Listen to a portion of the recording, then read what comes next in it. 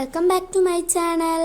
പിന്നെ നമ്മൾ ഉണ്ടാക്കാൻ പോകുന്നത് മുട്ട ബജിയാണ്. നമുക്ക് മുട്ട ബജി ഉണ്ടാക്കുന്നത് എങ്ങനെയാണെന്ന് നോക്കാം. ഹായ് ഫ്രണ്ട്സ്, അപ്പം നമ്മളിവിടെ ഇങ്ങനെ മുട്ട ബജി ഉണ്ടാക്കാൻ വേണ്ടിയിട്ട് മുട്ട ഇതുപോലെ ഒന്ന് മുറിച്ച് വെച്ചിട്ടുണ്ട്. പിന്നെ അതിലേക്ക് ഇതുപോലെ തേങ്ങയും മുളകും പച്ചമുളകും കൂടെ ജസ്റ്റ് ഒന്ന് അരച്ചെടുത്തിട്ടുണ്ട്. ഇനി നമുക്ക് മുട്ട മുക്കാനുള്ളൊരു മാവാണ് റെഡിയാക്കി എടുക്കണം. നമുക്ക് റെഡിയാക്കി എടുക്കാം. നമ്മൾ മുട്ട മുക്കാനാക്കിയിട്ട് ഇവിടെ മാവ് റെഡിയാക്കി വെച്ചിട്ടുണ്ട്.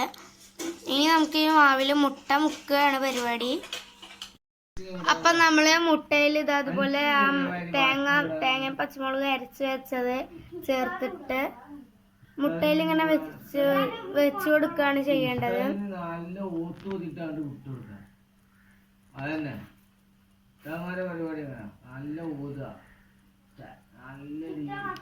പോലെ നന്നായിട്ട് മുട്ട പൊതിയണം.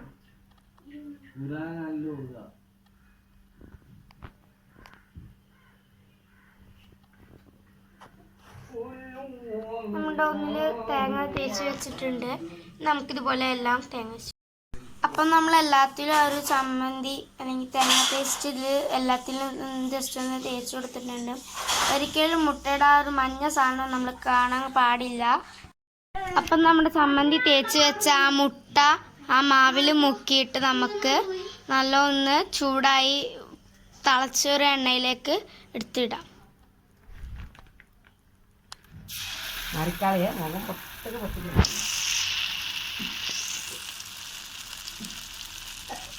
ഇതുപോലെ നന്നായി തിളച്ചിരിക്കണം എണ്ണ. ഇതുപോലെ നമുക്ക് എല്ലാം ഒന്ന് ഫ്രൈ ചെയ്തെടുക്കാം. നമ്മൾ ഗ്രനഡ ഇതിലേക്ക് ഇട്ടിട്ടുണ്ട്.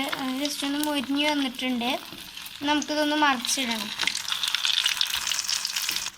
അപ്പം നമ്മളിതൊന്ന് നന്നായിട്ട് മുരിഞ്ഞപ്പോൾ ജസ്റ്റ് ഒന്ന് മറിച്ചിട്ടിട്ടുണ്ട്.